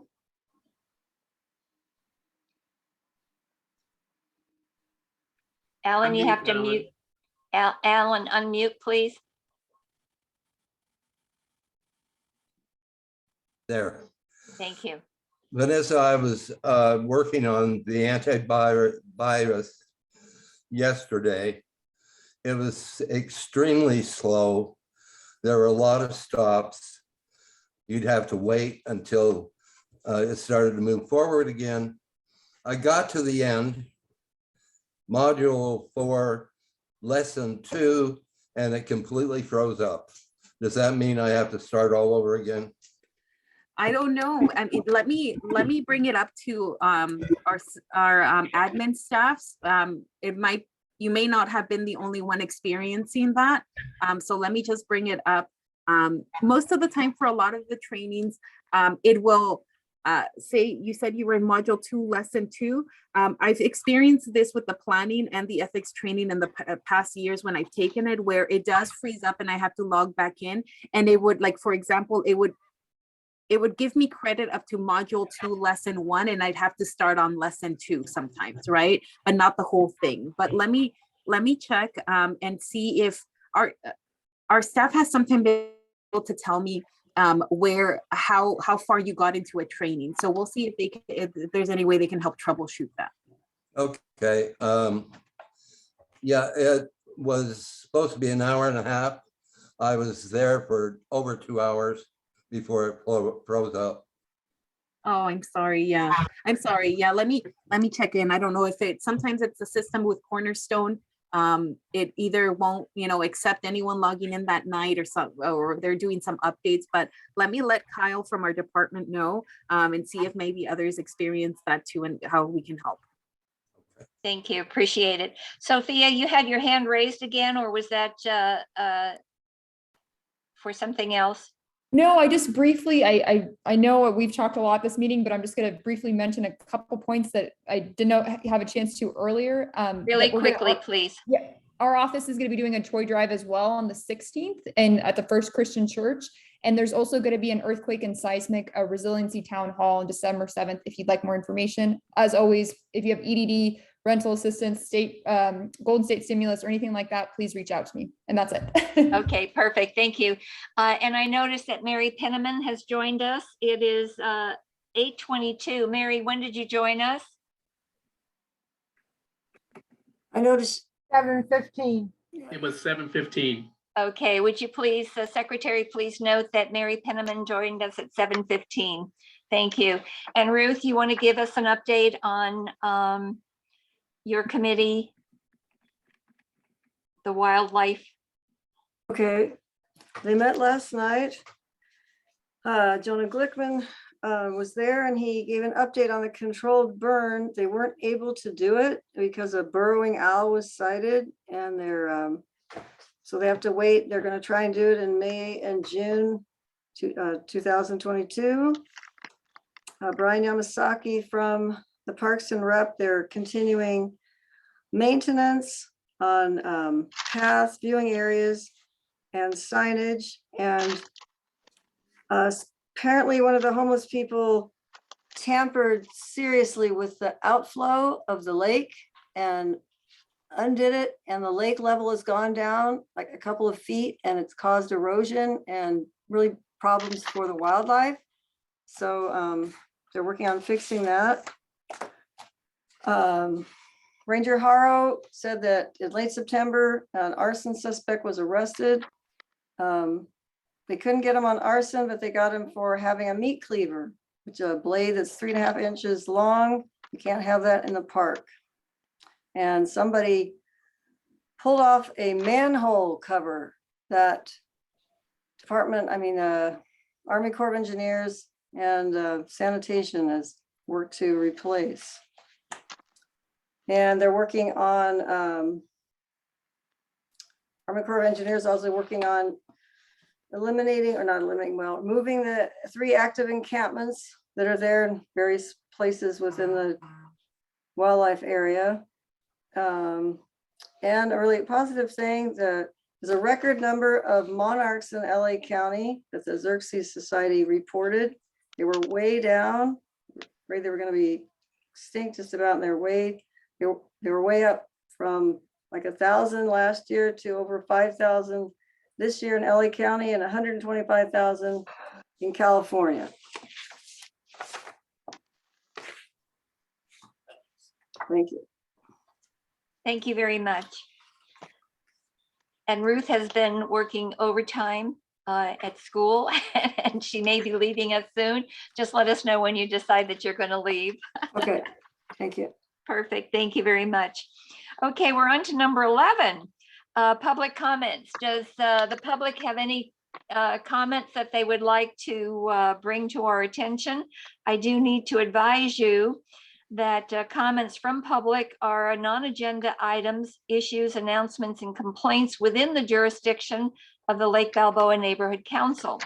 The Brown Act prevents the board from commenting on your comments, but please be aware we're making note of them. 1 minute per speaker. Please raise your hand. Stacy had her hand up. Stacy? Hi.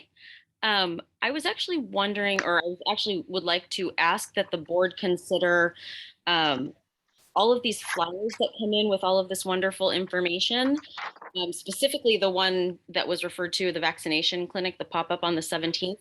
I would love for there to be a place where the stakeholders and the community at large could actually see those flyers.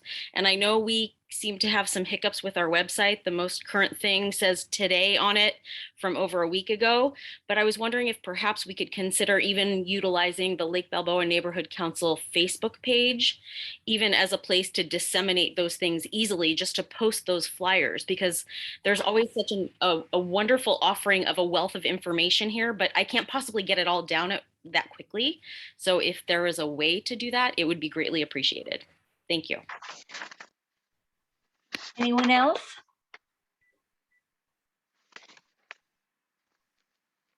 Okay. Board members, board comments from the board? Gary? Hi, a couple quick things. One, I just want to mention that the Purple Haze Smoke Shop that we've talked about before, located at Balboa and Victory, on Saturday, November 6th, was robbed at gunpoint. Hello? Just want to make the community aware of that. I can't get my video to work. Tom, can you mute yourself? Oh, thank you, whomever. Secondly, I'm sorry, I know we only have 2 minutes, but I'm going to wait till we have Linda's attention. Then we will have to come back to you, Gary. Somebody else and come back to me after. Yeah. This back. Thank you. Danica? Okay, so. Sorry. I paused, Linda, because I wanted you to be part of this, but thank you. Board member comment. I made a comment last month that I'd love to have on the next agenda, the opportunity to discuss and vote on starting the meetings earlier. And I did make that request. It didn't make it on this agenda, so maybe it'll make it on the February one, assuming that we're still doing Zoom meetings. Last month, we agreed that we'd be recording videos, committee meetings and general board meetings like we're doing tonight, and posting them within 5 days. I've been looking and still haven't been able to see the land use video, and unclear what the status and the delay with that is. That should do it. Thank you. Thank you. Danica? Hi, yes, I just wanted to remind everyone that yes, our holiday parade is happening December 23rd. It starts at 5 p.m. at my residence at 7944 Paso Robles. It goes for 2 miles through the neighborhood, basically south of Rio, west of Louise, north of Satacoy, and east of Balboa. Kind of around Stagg Street School area. It's 2 miles. People decorate themselves, their bikes, their trikes, their cars. You can even have a float in the parade this year. Santa is going to be here. And I know Assembly Member Nazarian is participating. And I do believe maybe Councilwoman Nuri Martinez's office may be participating also. So come one, come all, have fun. Thank you. James Brown? Thank you. I'd just like to make mention of the fact that for the past 9 years, up till the start of COVID, the community and neighborhood councils have gathered together to host an Officer Appreciation Day at West Valley LAPD. We did so on November the 10th. We had about 16 volunteers that came, and we served 250 officers both lunch and dinner from goods that were donated from Ralph's, Food for Less, Trader Joe's, and so forth. And so in appreciation for the time that volunteers spent in actually serving the officers, the City of Los Angeles, along with the LAPD, will be awarding you certificates of appreciation that will go out to Danica Middleton, Ruth Doxey, and Gary Kay. So you guys will be getting these certificates in grateful appreciation for your efforts during Officer Appreciation Day, and hopefully next year we'll have even more. Thank you. Sandy Joseph? Thank you. I just want to say that we're having an EP meeting, obviously via Zoom, the second Saturday of this month, which is the 11th, from 9 to 11. And Jeff Edelstein, who's the owner of SOS Products, will be our speaker, and he's going to show products for Christmas presents. So, you know, the gift of giving could be the gift of emergency preparedness for your friends and family. So just wanted to let everybody know. Thanks. Thank you. James Brown, do you have another one? Yeah, I'm sorry. Final few seconds. On December the 8th at 6 o'clock, we'll be having the Community Police Advisory Board meeting, where our special guest speaker will be Chief Moore. So Can you repeat that, please? Pardon me? Repeat. Community Police Advisory Board meeting, or CPAB meeting, on December the 8th, which is Wednesday at 6 p.m. Guest speaker, Chief Moore. The information on that will be posted on social media, Nextdoor, and the like. Thank you. Linda Schwerin? Yeah, I have a question with regard to the CPAB meeting.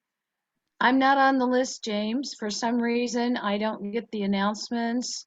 Can you please put me on as Linda S. Lake Balboa NC? Linda, that's the way I've been sending them each time. No, I'm sorry you haven't been getting them. I never get Okay, them. no comments, please. Just Right, I'm sorry. Okay, never mind. okay, handle it later. Thank you.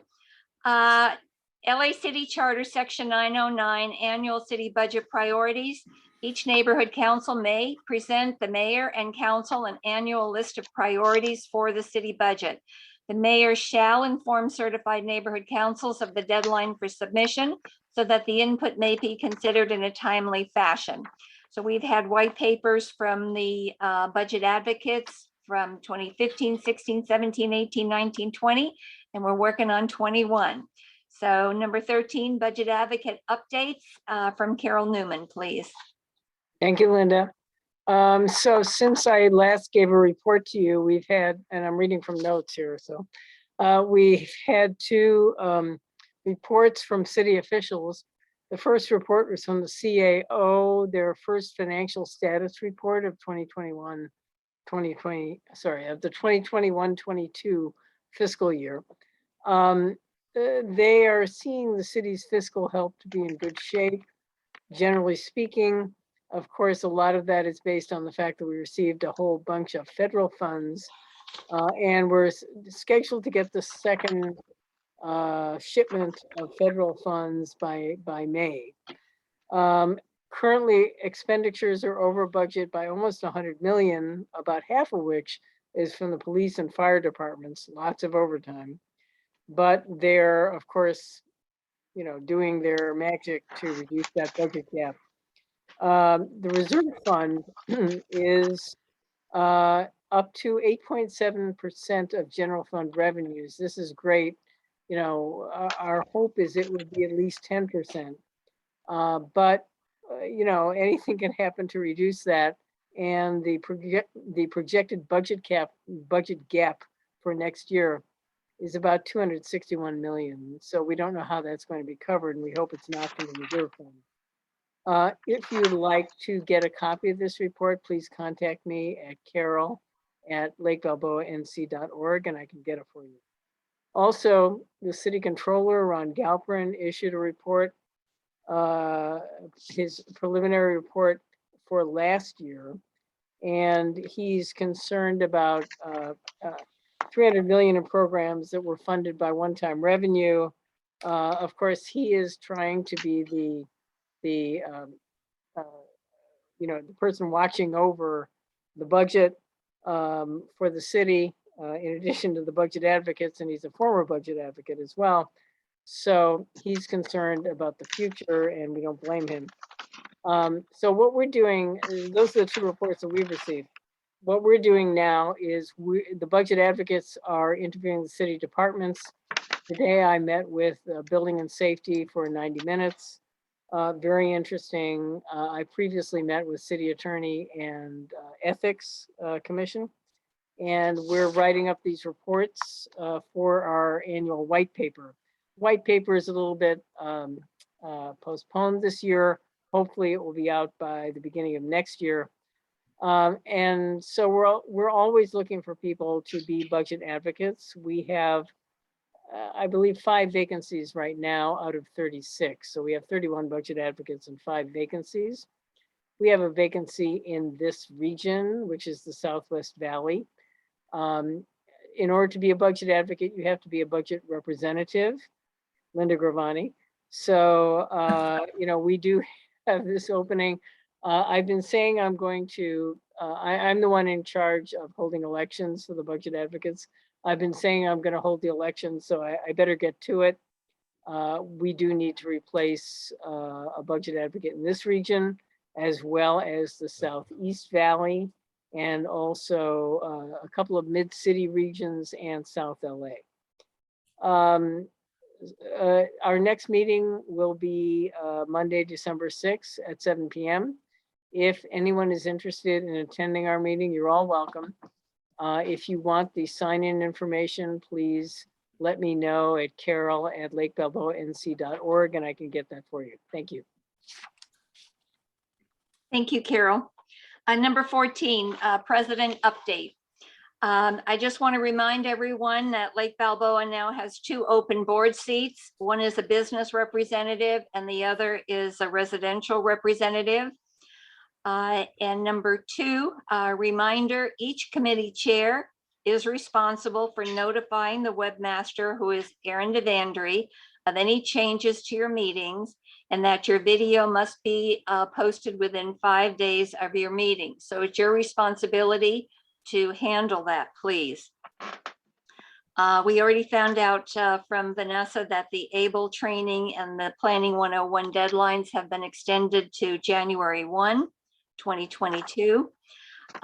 Number 4, the area around the Airtail has been having issues, and I've received several comments from the residents around the Airtail. They're having difficulty with the homeless and they don't wish to walk their community any longer.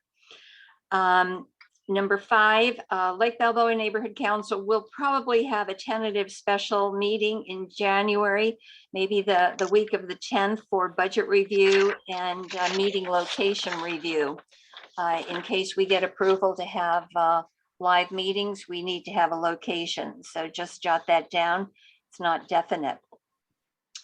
And for those of you who want to partake in a neighborhood council funding, there's going to be an events funding program on December 12 from 2 to 3:30. Linda Schwering, would you mute yourself, please? Oh, sorry, I didn't know I was making noise. Apologies. Yes, thank you. And then December 14 from 2 to 4, there's the neighborhood council funding portal training, if anyone wishes to attend that.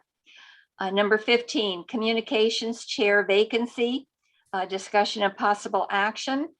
The communications officer shall be responsible for outreach to maximize stakeholder awareness and involvement, and if directed by the board, to oversee the establishment and maintenance of a website.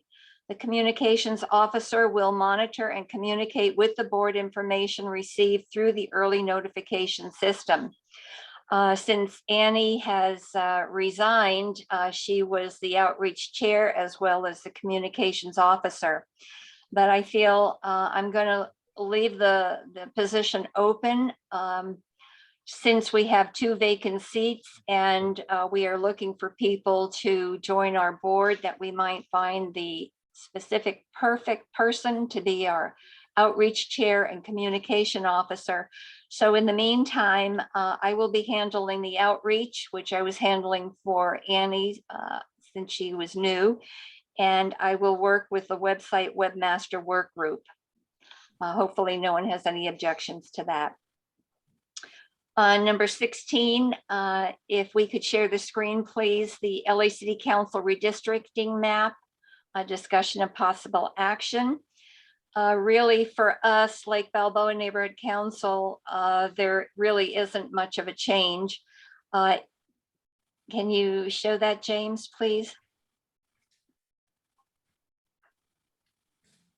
Trying to now.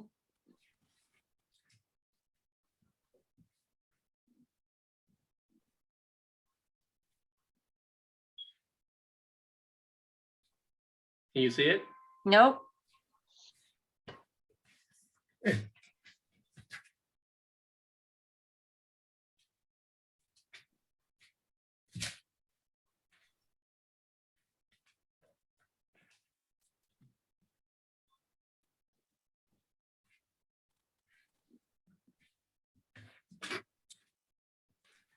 Perfect. Thank you. Appreciate it. The lines that have been drawn around, can you see my cursor? No. Okay, sorry about that. Well, Lake Balboa for CD6 is basically the same. Towards the bottom, we at one time shared the park with Encino. It appears to me that we are no longer sharing the park with Encino, that I believe the park now belongs to CD6. I'm not positive about that. I have no issue with sharing it with Encino, and I think Encino would like it to be shared, but this is a decision that's made by City Council. So they want the land, I guess they'll get it. But we actually have no change. There are some other neighborhood councils that actually have been split in two between two different council districts. So we're quite fortunate that we have just one. Glenn Bailey. Hi, Glenn. Hi, Linda. Yeah, I just wanted to comment that, you know, neighborhood councils can have a shared facility arrangement, which is what we have between Encino and Lake Balboa, because Encino was formed several years earlier. They went up to victory. When Lake Balboa was formed, it was a sorry. Go ahead, please.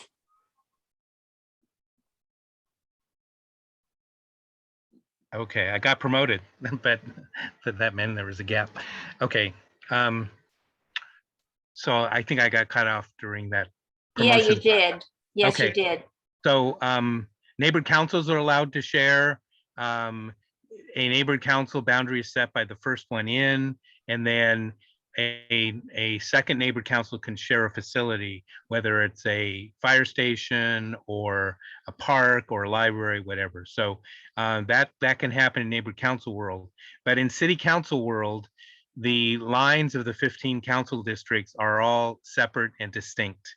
And so basically the lines of the new boundary lines, which are the same as the old boundary lines, there was no sharing 10 years ago, and there's no sharing now for the purposes of the city council. Now, there is part of the basin, a relatively small part south of Burbank, that is in the new city council, CD4. So if you want to say, oh, they're sharing of the basin, it just means that a small portion is in a different council district. And that was the case also 10 years ago, for the past 10 years. So I get the bottom line is, yes, they're sharing. And I think the folks by neighborhood councils, but I think that sometimes the people who are dealing with the city council redistricting get that mixed up. And certainly the line drawers got mixed up. I saw all sorts of weird lines, not just here, but you know, between Chatsworth and West Hills, where they, and I think it may have had something to do with census tracts. I'm not sure, but they, you know, it really caused confusion in the whole process. So hopefully we've got 10 years to get this straightened out. So that in the future, you know, that hopefully it won't be so confusing when they're actually drawing the lines. Well, So, I'm happy to share the basin with our neighbors to the south. okay, well, anyway, at this point for council though, that's, you know, the council person for that district takes, how do I want to say this? They're like, they are the queen of the area. They don't share.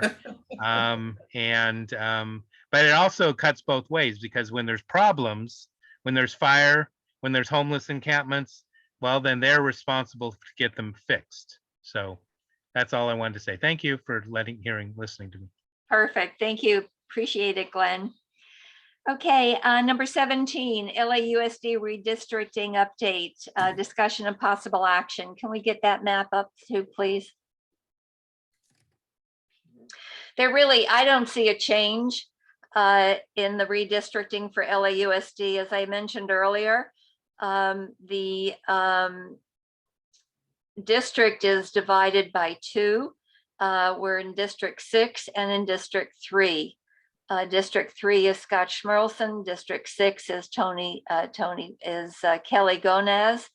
And I believe the same schools that were in 3 are still in 3, and the same schools that were in 6 are still in 6. And you can hardly see, but there's a blue section. I don't know, can you use your cursor and just show where the blue section is? Right down here, yeah. So you can see Stagg Street School is in the blue section. Cohasset is in the blue section. And those schools are Kelly Gonez currently. And then the white section is Scott Schmerlson. So as far as Lake Balboa is concerned, there really is no change in the redistricting. Thank you. Number 18, LA County redistricting update. There is a public hearing going on right now. They started at 6:30 this evening.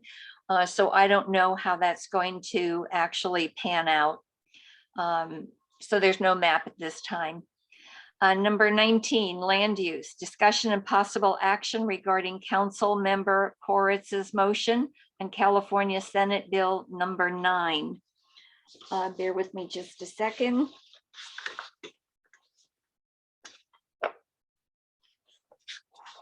Okay, so we know that LA City Council voted against SB 9. We do know that the state government voted for SB 9, and we know that the governor passed SB 9. There was a motion that was created by Paul Koretz, and I'm going to read you just some parts of it. Do you have it available, James? I'm working on it.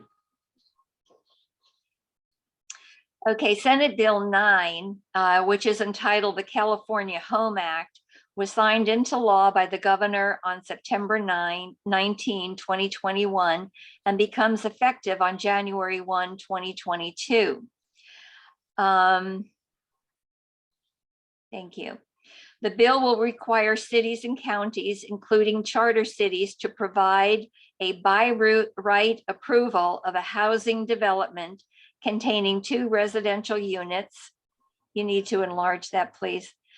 2 residential units of at least 800 square feet in floor area, and a parcel map dividing one existing lot into 2 equal parts. Lot split within a single family residential zone for residential use.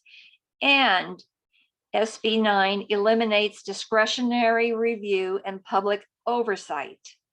The bill exempts SB 9 projects from environmental review. SB 9 further stipulates that a city or county cannot require a duplex project to comply with any standard that would prevent 2 units from being built on each resolute lot. SB 9, the bill also authorizes cities and counties to enact local SB 9 implementation ordinances and guidelines that are objective and that are not inconsistent with its mandatory provisions. It is important that the City of Los Angeles begin immediately developing a local SB 9 implementation ordinance with associated guidelines and not repeat the past mistakes related to state housing legislation in the past. Its effective date of January 1, 2022, there is not sufficient time for a publicly considered implementation ordinance to be developed, publicly reviewed, and adopted by January 1, 2022. However, in the short term, the city can and must develop a memorandum to obligate all city departments and agencies to abide by interim rules and requirements to implement SB 9 locally until such time as the permanent ordinance is adopted. So that's the history between this motion. Tom, do you want to give us the motion? Yes. Can you hear me? Yes. Oh, because you can't see me. I move that Lake Balboa Neighborhood Council support Councilmember Paul Correz motion regarding regarding California SB 9, entitled the California Home Act, to City Council for a memorandum prior to the 12/31/2021 to be used by all department and then agencies until such time as a local implementation ordinance is adapted inclusively of the 10 precepts of the motion. Gravani seconds. Tom made the motion. Tom Riley made the motion. Linda Gravani seconded. Discussion. There are a lot of ifs, ands, and buts that are connected with this motion. I just received a copy of this motion recently and have not, frankly, my bad, had the opportunity to go on it. So I will be voting to abstain. Please Well, raise your hand. Please raise your hands. Who, me? Okay. Tom? Yes. In response to that, James, the councilman has been against this program for at least 2 years. He has received statewide exposure and support. And the reason for all of this is that it will destroy residential communities, and we have no control over the ability to stop this particular program, which does not serve any purpose or any value to any of us. It's only going to cost us money. It's going to dump people out on the streets because you don't have parking lots anymore. You are shrinking the community because now you have more and more people in a given community.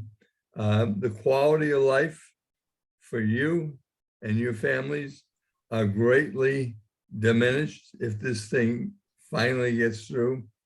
The other thing that's equally important, I believe, as we discussed earlier, the state as a whole are fighting this bill and SB 10. And both of them are going to be on the ballot in 2022. These are very dangerous and suffering and punishing bills that do not help us individually or as a family or as a community. It does not do us any good. So we should definitely be opposed to this. Our Assemblyman Nazarian voted against this. Our Senator Stern voted against this. And the other senator voted against 10. I don't know why he voted for 9. But anyways, these are just destructive bills. I do want to remind everyone that in the past, we all voted to not approve SB 50. And that was on the ballot. And we said, no, we don't want it. And now what's happening in Sacramento is they're dividing and conquering. They're cutting this little piece and they're saying, okay, this is what we want now. Then they're going to cut out another little piece, then it gets passed. And then all of a sudden we have SB 50. Gary Kay and then Carol Newman. Thank you. I have a question and then a possible comment. Was this Senate Bill SB 9 discussed at the last land use meeting?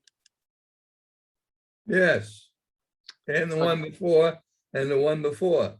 Okay, then thank you for answering the question, and I will be abstaining from any vote, but I think it's wrong that we're asked to make a vote for those of us that couldn't attend that meeting and don't have access to the link to the video of that Zoom. Well, I don't understand that because the last meeting was voted upon. How you missed it, I don't know. And I don't control the program, so don't look at me. I had nothing to do with it. SB, okay, okay, Tom. Before that, let me finish. Before that, it has been discussed for at least 6 months at the land use meetings, and you have been to most of them on the video. Okay, SB 9 is a law that's going into effect on January 1. We have discussed it at various meetings, land use meeting and Lake Balboa Neighborhood Council meetings. So what's in SB 9 has been discussed. What we're discussing today is a motion that's being proposed by Paul Koretz to help the impact that SB 9 is going to make by the various caveats that he has mentioned. Carol Newman, please. I think as a neighborhood council, we should be looking at making positive and constructive suggestions about how to solve housing issues in our state. I'm not saying that 9 and 10, which are already law, are necessarily positive and constructive, but they are law. And they were passed for a reason because local governments are not addressing this issue sufficiently. We as a neighborhood council have never addressed this issue. All we do is rely on our own privilege of being homeowners, whatever, living in this community. That's not sufficient. We're leaders. Right. We have to take a position as to how to address issues like homelessness. We don't want to address that. All we want to do is, push it under the rug, get rid of these people. We don't want them in our community, okay? But I mean, seriously, this is our position as a neighborhood council. It's outrageous. We need to make constructive proposals. This is not a constructive proposal. So I'm going to vote against it because all it's seeking to do is to maintain our privilege. In response, let me say that yes, the homeless is a problem, but B, no matter what we build or do or commit to, they're still going to be homeless. They don't have money. So they can't afford anything that we might put out there. Number two, take a ride down Van Owen to Canoga Avenue and look at those 7-story buildings and decide if you want those in Lake Balboa. And I think 98.3% are going to say no. And it's not our job to solve the problem. It's the government to bring it to us. We're happy with what we have. Why do we want to change it? We are the government. We are the government. We're the neighborhood council. I mean, that's really, we need to really take a positive position as to what we recommend, not just negative and say we don't want these people in our neighborhood. Right. That's all we're saying. I mean, we shouldn't be doing that. I'm not saying, well, why do you want a negative in the neighborhood? It doesn't do anything for any of us in the neighborhood. Number one. Number two, as I said earlier, the negative we're concerned with are never going to rent any place or buy any place, no matter what we do, because they don't have the funds. They're homeless because they don't have the money to get an apartment and I'm not saying there's anything wrong with these people or anything, but the reality is financially, they can't afford any place. And the city as a whole seems to be putting up these small units, 800 square feet or 400 square feet, to give them a home to live in.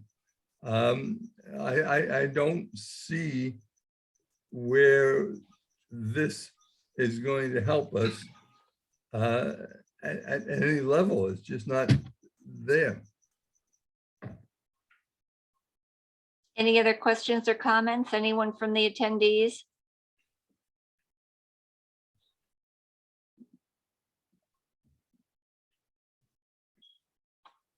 Mary Weiser.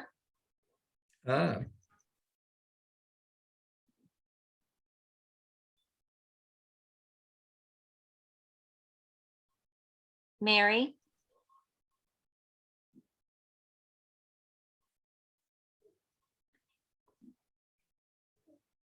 You're unmuted.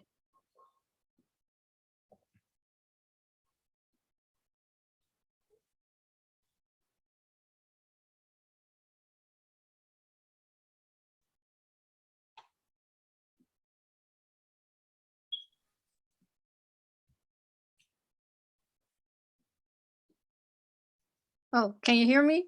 Yes, thank you, Mary.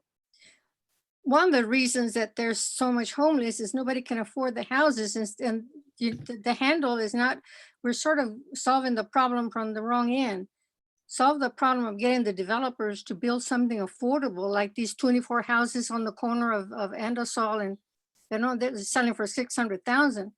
Nobody can afford those things. They're former homeless. As they lose their jobs due to pandemic and whatever else, they can't afford. I mean, apartments at least are $2,000, which, and they require you to make 3 times that much in order to rent it.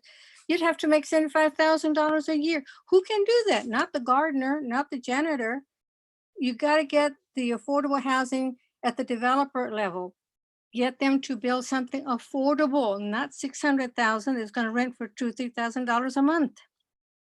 Until the rents go down, you will always have homelessness. I don't care how many units you build in California or anyplace else. You got to start with the developers, and that of course goes to the city council, not approving and rapidly approving all these developers with these humongous houses that nobody can afford. That's my problem. I mean, no matter how many bills you pass in California or the city or the county, that's not solving the question. The question is lower the rent so that people can pay the rent and not be homeless. That's it. Thank you. Anyone else? Let's take a vote. Okay, all board members, unmute yourself, please. James Brown. No. Katie Cronin is not here. Ruth Doxey, is she still with us? Yes, I still am. No. Jasmine Garcia is not here. Linda Gravani. Yes. Sandy Joseph. No. Gary Kay. Abstain. Miguel's not here. Danica Middleton abstains.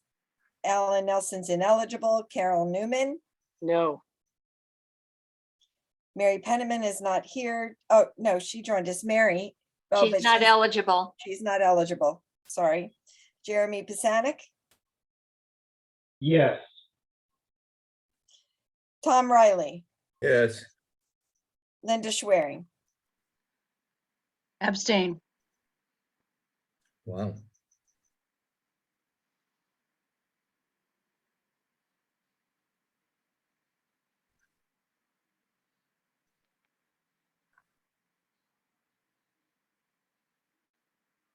Okay, 3 yeses, 4 nos, 3 abstain, 1 ineligible.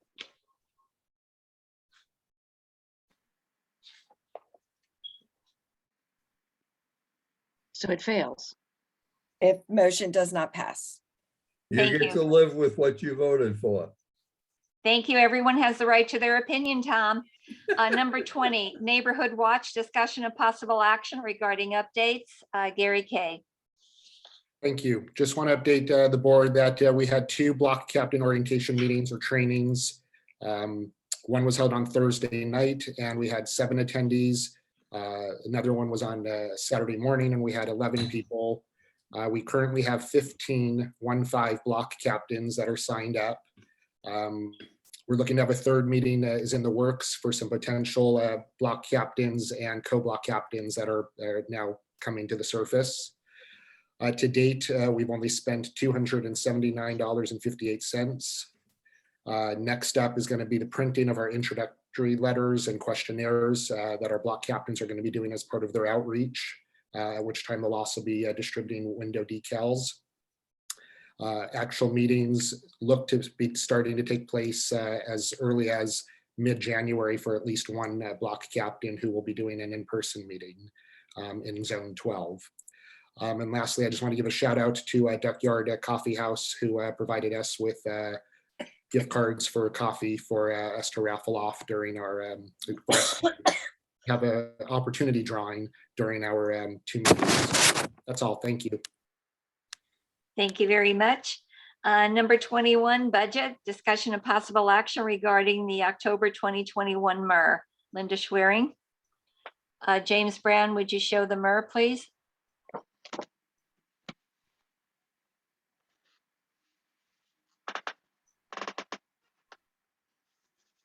MER is very apt for December, isn't it?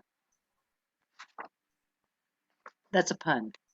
Okay, with regard to the monthly expenditure report for October 2021, we began with 36,600. Would you wait just one moment until we get the I am working on that. Sorry. I'm working on that.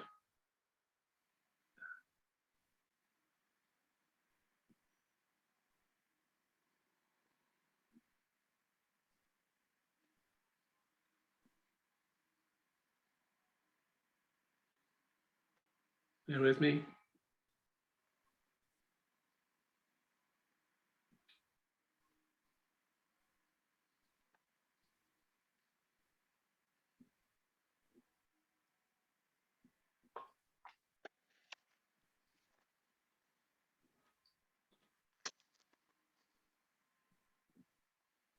Can you enlarge that, James?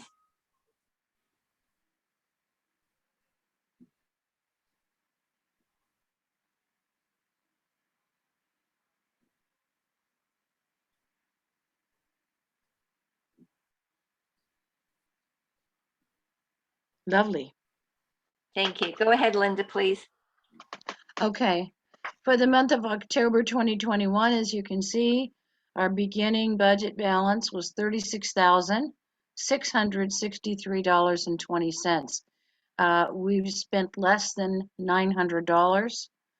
As you can see, there's $16.30, which is outstanding, and that is due to a check payment that has not been processed and still outstanding. Our net available at this time, $35,778.36, and that includes the outreach items that Gary Kay mentioned earlier in the presentation. So I would like to move that the council approve the monthly expenditure report, MER, for October 2021. I second. Linda Schwerin made the motion. James Brown seconded. Discussion. Anyone have any questions?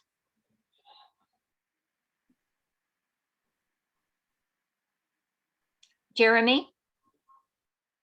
Just a quick question on the G Suite. We've had a couple of people that have filled out with this. The amount, did we disable that user because we get charged per user? do you know if that's been adjusted, or are we paying extra? This is October. It, Oh, that's October. I'm sorry. I'm so sorry. I'm thinking that, so yeah, that wouldn't have occurred at that point then. Okay, sorry. any other questions? Let's take a vote.